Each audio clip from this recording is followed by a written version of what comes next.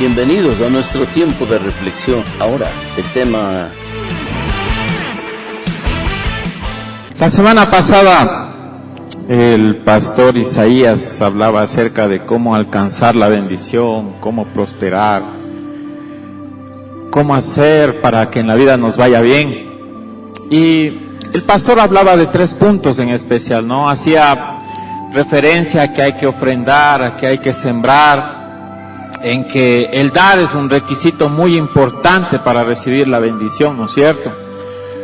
Luego también mencionaba que muchas de las veces a nosotros nos iba mal o las cosas no nos salían como nosotros esperábamos, y eso se debía a que nosotros no confesábamos, que no declarábamos bendición para nuestras vidas, que en lugar de confesar bendición o declarar que no sé, este día me va a ir bien, o que de nuestra boca salgan palabras de bendición, nosotros decíamos, ojalá Dios me bendiga, ¿se acuerdan? Y entre otras cosas también decía que toda bendición que viene de Dios se debe a que estas bendiciones ocurren porque Dios ya dispuso, y que las cosas suceden porque nosotros en primer lugar creímos, que sembramos, y que por ende nosotros también vamos a ser quienes cosechemos lo que hemos sembrado en nuestras oraciones, con nuestra fe, con nuestra ofrenda, ¿no es cierto? En fin, para mí ese mensaje fue tan vivo, ese mensaje fue tan bien explicado, tan edificador ese mensaje, que yo salí de la iglesia completamente motivado. Y muchas de las veces cuando yo estoy escuchando un mensaje, cuando tengo el privilegio de estar sentado recibiendo la palabra, mientras el pastor está dando su sermón, yo siempre tengo, no sé si es bueno o malo, tengo esa costumbre de estar cuestionando, comentándome, de estar tratando de sacar mis propias conclusiones, tomo notas mentales, proceso la información que a veces tengo. Mi cabeza está trabajando al 100, estoy tratando de absorber lo más que puedo, ¿no? El mensaje de esta semana para mí, creo que para mí y para muchos, creo que marcó un antes y un después. Muy edificante ese mensaje. Y yo salí de la iglesia con toda esa fe, bien alimentado, con todas esas ganas de poner en práctica todo lo que el pastor explicó, porque para eso viene uno a la iglesia, ¿no? Porque uno aprende algo aquí en la iglesia, es para ponerlo en práctica. Y entonces ahí estaba el cachetón queriendo poner en práctica lo que había aprendido el día domingo. Y nos fuimos, ¿no? Con mi esposa nos fuimos, salimos a almorzar, todo estaba de maravilla, estábamos con mi suegra. Pero como nunca ese domingo, hasta la comida estaba buena, ¿ya? Me sirvieron rápido también la comida, y cuando salimos del restaurante, nos despedimos de mi suegra, de mis cuñados, de mi suegro, bajé con mi esposa y nos fuimos a vender. Yo estaba agarrado aquí la plata en el bolsillo, la plata de toda la semana, estaba conversando con un amigo y mi esposa me dice, gordito, deme para dar un vuelto. Y la plata, toda la plata de la semana se me cayó, toda la plata. Hasta ahí me duró la prédica. Enojado, estaba molesto, o sea, estaba que me llevaba el diablo, estaba en ese momento, como dice, estaba que me llevaba el diablo, y créanme, no tenía ni ganas ni de vender, y estaba muy molesto. Yo decía, a ver, ¿qué rayos hice mal, Andrés? Piensa, rebobina todo, a ver, ¿qué rayos hiciste mal? Retroalimentemos. ¿Ofrendé? Sí ofrendé. ¿Declaré? Sí declaré. ¿Tengo fe? Sí tengo fe.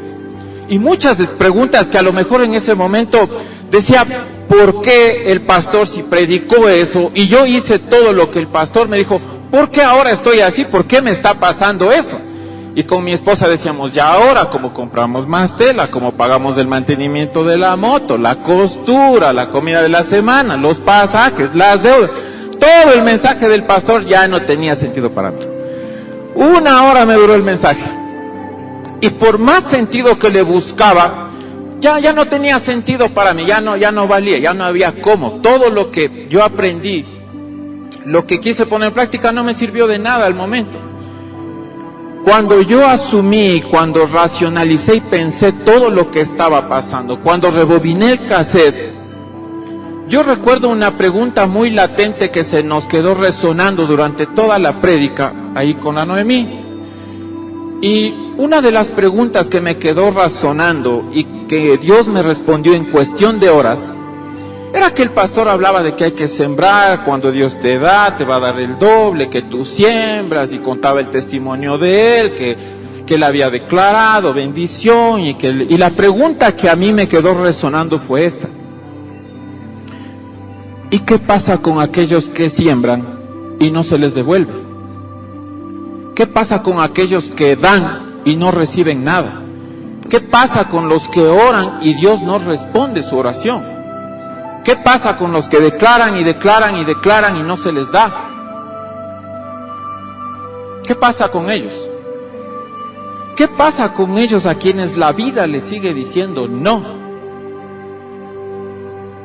¿Qué siembran? ¿Qué oran? ¿Qué confiesan? ¿Qué creen? ¿Qué dicen? Que el esposo va a estar fuera del alcoholismo, que los hijos van a volver al camino de Cristo, que ayunan por salud, que ofrendan para que Dios les bendiga el doble, y nunca llega ese milagro de salud, nunca llega ese encuentro de un trabajo, nunca Dios responde esas oraciones que dicen cambia a mi esposo su carácter? O sea, la pregunta era ¿qué pasa? ¿Qué pasa con aquellos a quienes la vida todavía les sigue diciendo no?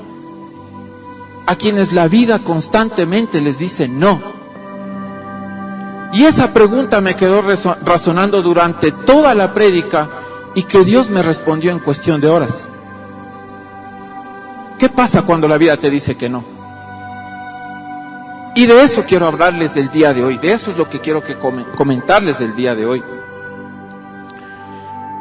En la Biblia hay muchos casos de personas que recibieron un no de Dios. Por ejemplo, Dios le dijo a Lot y a su familia que tenían que salir de Sodoma y Gomorra. Y Sodoma y Gomorra era una ciudad que estaba en un llano verde, era una ciudad muy próspera. Y Dios les tuvo que decir que no, se acabó, hasta aquí llega el proyecto de Sodoma y Gomorra, tienen que salir. Y la condición es que no miren atrás. Y no miren atrás. Y cuando Dios corta algo en tu vida, la reflexión es muy difícil, no mirar atrás, y es muy difícil, y todos saben lo que le pasó a la esposa. Hay otro caso en la Biblia. José tuvo sueños cuando él era un muchacho de 13 años. En los sueños se veía cómo la familia de él se inclinaba ante él. Y él lo comenta con su papá, escuchan sus hermanos, y esos sueños son sueños de grandeza, son sueños de liderazgo, pero también recibió un no rotundo, porque en vez de acercarse a ese sueño, aparentemente se aleja, los hermanos lo venden, termina de esclavo en Egipto, y después de esclavo es acusado injustamente por algo que no cometió y termina en la cárcel. Pasan literalmente 13 años desde que él tiene su sueño, desde los 17 hasta los 30, cuando él tiene su primera entrevista con el hombre más poderoso de Egipto, el faraón. 13 años en donde él tuvo que masticar la amargura de ese no, de tratar de entender ese no. Si ese sueño era tan claro, la realidad por otro lado era tan horrible. Moisés no pudo entrar a la tierra prometida. Tuvo que salir a buscar la tierra prometida, y lo que hizo Dios es decirle no, tú no vas a entrar a la tierra prometida. David no pudo construir un templo. Él quería construir el templo para Dios, y Dios le dijo, no, tú no vas a hacer el templo para mí. Luego el mismo David, su hijo que tuvo con Betsabé era la esposa de Urías, de ese hijo, enferma, él ayuna, él ora por días, y Dios le dice no, y su hijo muere. Elías anhelaba ver a las 12 tribus de Israel unidas, anhelaba eso, y de hecho cuando se enfrenta a los profetas de Baal en el monte Carmelo, él simboliza el número 12, lanzan 12 cántaros de agua, pongan 12 piedras, y su sueño era ver a las 12 tribus nuevamente unidas y que el pueblo se volviera a Dios. Pero Dios le dijo no, nunca más esas tribus volvieran a unirse, y en vez de conseguir la conversión de la gente, lo que consiguió es que una mujer loca le quisiera matar. Jonás quería ver la destrucción de Nínive. Se sentó en primera fila con canguilitos, se sentó a ver la destrucción del Nínive. Pero él sabía que Dios no lo iba a hacer y se sentó y Dios le dijo, no voy a destruir Nínive. No lo voy a hacer. Jeremías lo entregó todo a Dios. Y Dios le dijo, no tendrás ni esposa ni hijos, porque la destrucción que viene sobre tu pueblo va a ser tan dura que yo no quiero que tus hijos y tu esposa sean esclavos. Dios le dijo también no a un hombre joven. Dios le dijo, no te vas a casar ni vas a tener hijos. Salto al Nuevo Testamento con José y María. María queda embarazada antes de tiempo y todos sabemos la historia, que no fue una intervención humana, sino que su embarazo fue una intervención divina, pero aún así, en esta cultura, cuando un matrimonio joven se va a casar, hay una fiesta pública, ¿no? Ahora, en el caso de ellos, como sucedió, ella quedó embarazada antes de esa fiesta, no hay celebración, hay una ceremonia privada llena de vergüenza. Y María, como muchas de las mujeres de esa época, anhelaban tener un espacio ahí, porque era uno de los pocos espacios en donde ella era reconocida por la comunidad. Y Dios les estropeó la ceremonia y les dijo que no. Pedro no quería que Jesús fuera a la cruz. El Señor le dijo, voy a ir a la cruz, y le dijo, no. Y Jesús le dijo, no, estos son los planes. Y en el capítulo 16 de Mateo aparece esa frase en donde Jesús le dice, apártate de mí, Satanás. Pero en el griego no es tanto apártate de mí, sino es ponte detrás de mí. Le dice, ponte detrás de mí. Tú no me vas a decir lo que voy a hacer. Tú eres el que debes de seguirme. Jesús le dijo no. Jesús en el huerto, frente a la hora más difícil, Él dice, Padre, si es por ti, que pase de mí esta copa, pero que se haga lo que tú estimes. Y Dios no permitió que fuese librado su Hijo. Pablo les dice a la gente de Tesalónica, les describe sobre la segunda venida de Jesús. Él les dice, nosotros los que estemos vivos seremos transformados y encontraremos al Señor en nosotros. Pero Dios le dijo no. Pablo pensaba que iba a estar vivo cuando Jesús viniera, y Dios le dijo no. Después Pablo también le pide a Dios quitarle el aguijón de la carne, y en la carta a los Romanos Pablo comenta y pide oración porque su sueño es llegar a España para hacer misiones hasta el final, a la Finisterra, como se llamaba antes. Y Dios le dice, Pablo, no. Su última parada fue Roma. Entonces, ¿qué puedo decir con este testimonio bíblico? Puedo decir que la vida está llena de no. Yo confesé, yo estaba apuntando a que me iba a ir bien todo el día domingo, a que iba a irme bien toda la semana, estaba confiado y la vida me dijo no. Perdí el dinero. Me fue muy difícil, me fue muy complicado volver a recuperarme. La vida me dijo no. Y la vida está llena de no. Una persona que pierde a un ser querido producto de una enfermedad, padres que pierden a sus hijos, ese dolor que en realidad es indecible, no tiene sentido eso. Pierden a un ser querido y oran para que sane, y la vida les dice no. Cuando esa persona que amas te dice hasta aquí, y aunque quieras seguir, la vida te dice no. Una puerta laboral que se cierra, que se veía una oportunidad de trabajo, una enfermedad que te limita, y tú anhelas de estar sano, y la vida hasta ahora te sigue diciendo no. Ahora, cuando yo digo que la vida nos dice que no, no es que estoy diciendo que bueno, hermanitos, voy a terminar el mensaje, allá afuera la hermanita de las gelatinas va a estar vendiendo pics y el hermanito de los pasteles va a vender diablillos. No estoy diciendo eso. Lo que estoy diciendo es que nosotros hemos lidiado mucho con los no. Por eso estamos aquí. Lo que estoy recordándoles es que eso, aún a pesar de que tenemos eso no significa que tenemos que dejar de soñar. Eso no nos priva, eso no nos tiene que mutilar los sueños.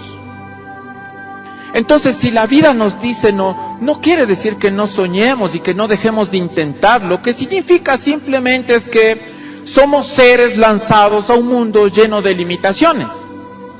Y este mundo está lleno de limitaciones con los cuales nosotros debemos aprender el arte de abrazar la vida, que si nos toca un no en la vida, tenemos que abrazarlo así tal cual como es. Y cuando se cierra una puerta, tenemos que saber que siempre pueden haber otras opciones. Siempre va a haber otras opciones cuando estamos en Dios. Y aquí les pongo el ejemplo de David, y les leo el texto. Dice, ve y di a David, así ha dicho Jehová, tú me has de edificar casa para que yo more. Ciertamente Noé habitaba en casas de saqué a los hijos de Israel de Egipto, sino que he andado en tiendas y en tabernáculos. Y en todo en cuanto he andado, cuanto los hijos de Israel, he hablado yo palabra alguna de la tribu de Israel a quien haya mandado a presentar a mi pueblo diciendo, ¿por qué no me han construido una casa, un edificio de cedro? Contexto. David ya vence a sus enemigos, está tranquilo y dice, voy a construir un gran templo a Dios, un gran templo de madera de cedro. ¿Por qué madera de cedro? Porque esa madera era la madera de los ricos. Los ricos construían sus casas de cedro porque esa era muy carísimo. Y David quería construir un mega templo con lo mejor de lo mejor para el Dios de Israel. Se lo consulta a Natán y Natán le trae esta respuesta de Dios. Le dice Dios, no, le dice Dios, yo no quiero casa, a mí no me importa una casa. ¿Acaso se la pedía alguna de las tribus? Y aquí hay que entender a David. David quiere lo mejor. Y como es una persona que tiene plata, que es el rey, es el hombre más rico que hay, que ama a Dios, él quiere que Dios esté en el mejor lugar. Tiene esos valores. Ahora, ¿por qué tiene esos valores David? Porque él conecta que lo mejor tiene que ser como con esa casa de cedro, esa iglesia de cedro, porque los reyes alrededor hacían eso. Construían grandes palacios maravillosos, decorados, hermosos, imponentes, con lo mejor que tenían, y esa era una manera de poner el nombre de su Dios en alto. Ahora entenderán por qué las iglesias católicas son tan grandes, ¿no? Y Dios nunca le pide un templo a David. Donde quería Dios, lo necesitaba Dios, no. Incluso en el Nuevo Testamento vemos que Dios ya no habita en los templos. Eso era lo que decía la enseñanza que venía para nosotros. Decía, Dios no habita en templos. Es más, Isaías 66 dice, el cielo es mi trono y la tierra el estrado de mis pies. ¿Qué clase de casa me van a construir?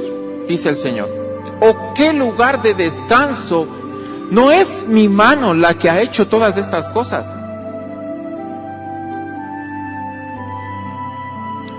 Ahora, esto es lo que sabemos de la historia, ¿no? Que Dios le dice no. Y entendemos que Dios le dice no, pero uno siempre se queda con eso de que, ¿y por qué Dios no quiere templos? O sea, debe de haber alguna razón, ¿no? ¿Por qué Dios fue tan tajante con David? Y años después, David, las escrituras nos revelan una conversación que tiene con Salomón, su hijo, que ya va a ascender al trono. Y David le cuenta algo a su hijo que no está registrado antes, ¿no? En la historia inicial, no está registrado. Le cuenta esto a su hijo. Le dice, dijo David a Salomón, le dice, hijo mío, en el corazón tuve edificar templo al nombre de Jehová mi Dios. Y vino palabra de él diciendo, escuchen bien esto, tú has derramado mucha sangre y has hecho grandes guerras y no me vas a construir casa porque has derramado mucha sangre ante mis ojos. He aquí, nacerá un hijo tuyo, el cual será hombre pacífico. Él construirá mi casa. Salomón viene de la palabra shalom, hombre pacífico. ¿Ya? Ahora, David le cuenta esto que no tenemos registrado al inicio, que Dios le dijo no, pero, no, a ver, ¿cómo? Fue un no de Dios, y que no sabemos cuándo Dios le dio la respuesta completa. Porque hay una primera respuesta que le dice no, y luego está la respuesta del por qué. No es que Dios le dice, no quiero nada de ti. Quiero construirte una casa, Dios. No quiero nada de ti. No sé si les ha pasado, ¿no? Con nuestras esposas o con algún familiar que donde uno quiere expresar algo y la otra persona dice, no, es que no quiero nada, pero sí quiere, pero no nos quiere decir que quiere para que nosotros nazca, y al final en nosotros no nace, porque a la final dice no quiere, entonces no quiere, pero sí quiere, y al final es un lío. Entonces Dios le dijo, no quiero casa.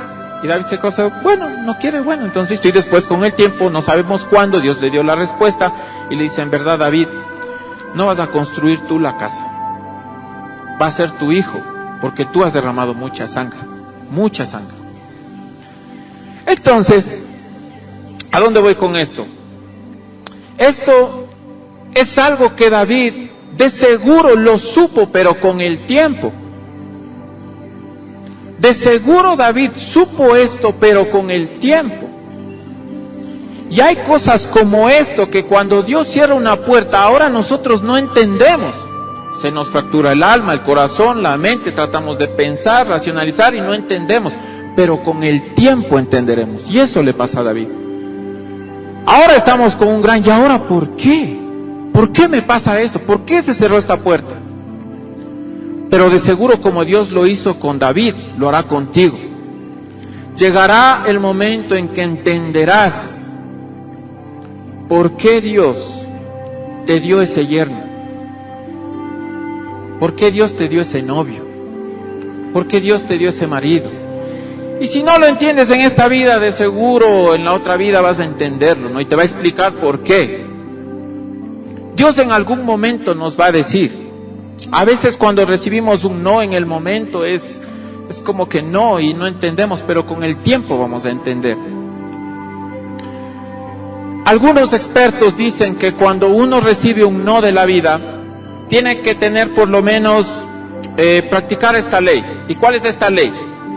3-7. Si te cierra la puerta a la vida, intenta alguna vez, inténtalo la segunda vez, inténtala la tercera vez. Si ya no se abre, ya está, no más. Pero 7 máximo, para que no se transforme en una obsesión, ¿no? O sea, golpea la puerta 3 veces mínimo, 7 lo máximo. Y si ya no se abre, es porque ya la vida va para otro lado. Y David aceptó que su hijo construyera el templo, y creo que lo aceptó feliz. Y no fue un aceptar y no hacer nada, mi hijo va a hacer, no. En Primera de Crónicas 29, David recolecta todos los materiales, preparó todo para que su hijo fuese el constructor de la casa. En otras palabras, ¿qué es? Que si tú no puedes y por X razón se te cierra la puerta, ayuda a otros a alcanzarlo. Si tú no puedes, ayuda a otros a que lo alcancen. Entonces, para resumir lo que es un no en la vida, nos ayuda a considerar ciertas cosas. Un no de la vida nos ayuda a considerar otros caminos, que son caminos de realización. Es como la historia de un pajarito, ¿no? que estaba en el desierto y su casa era un arbusto seco. Y él intentaba volar y volar y volar para ver qué más había alrededor. Ese arbusto le daba provisión y con el rocío caía el agua y él podía beber, y con las cositas que habían en el desierto, con pequeños insectos, él podía beber, y era su casa, ¿no? Y un día dijo, me voy a permitir volar para ver qué hay. Eso no era vida, pero esa era su vida. Y hay veces que nos acostumbramos a eso, nos resignamos a vivir una vida que no es vida. Entonces este pajarito voló y se dio cuenta que iba llegando la noche y le dio miedo y le dijo, si yo sigo más, si llego hasta acá y cruzo el lindero, me voy a morir. Entonces regresó y así lo hizo por mucho tiempo. Iba y cuando sentía que llevaba al final, volvía. Pero un día, un viento y una tormenta tumbaron ese arbusto. Lo tumbaron. Su casa se vino abajo. Y ya no había más refugio. Entonces, con la poca fuerza que tenía, con sus alas, y tomó fuerza y empezó a volar. Y el desierto casi lo hace morir de frío. Y él dijo, tengo que seguir porque ya no me espera nada atrás. Y siguió volando, y pasó la segunda noche, y el miedo comenzó a impregnarse en su corazón, porque dijo, no quiero morir en el desierto. Pasaron 3, 4 noches, y cuando ya perdió toda la fuerza, al quinto día de volar, mucho más lejos de donde estaba, de cualquier límite, se encontró con un páramo hermoso, de aguas para aquietar el alma, con comida suficiente y con compañía. Hay vidas que nos resignamos a veces y no son vida.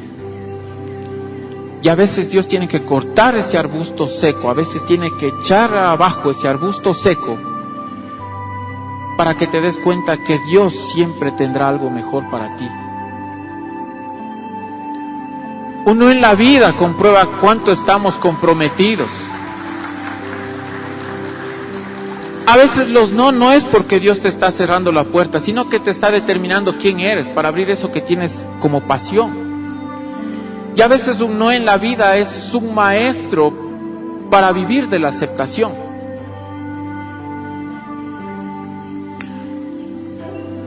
Vi una reflexión en donde Dios dice lo siguiente.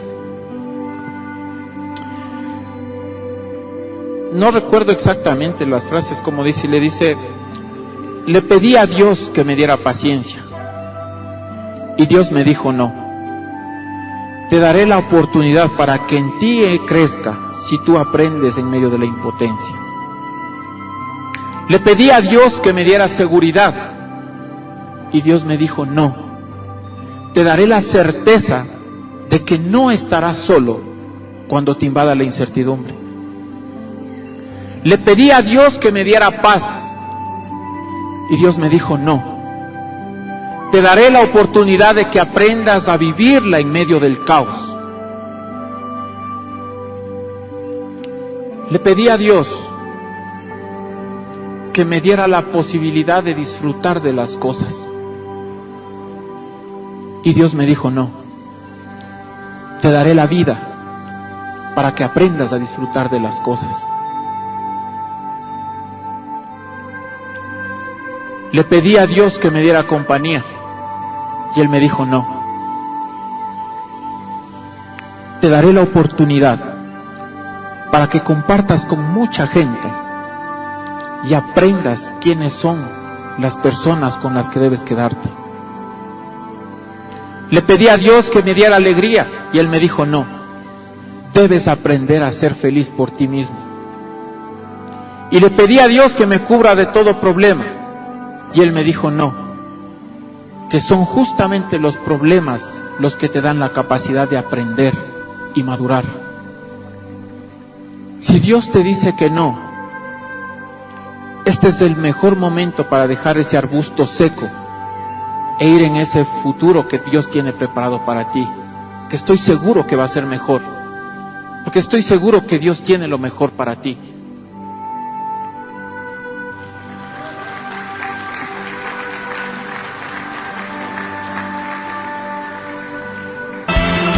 Este es un mensaje de la Iglesia Cordero de Dios de la ciudad de Otavalo. Estamos ubicados en la calle del Rocío y Geraños, en el barrio El Cardón Bajo, los domingos a las 10:30 de la mañana y los miércoles a las 7:30 de la noche. Te esperamos.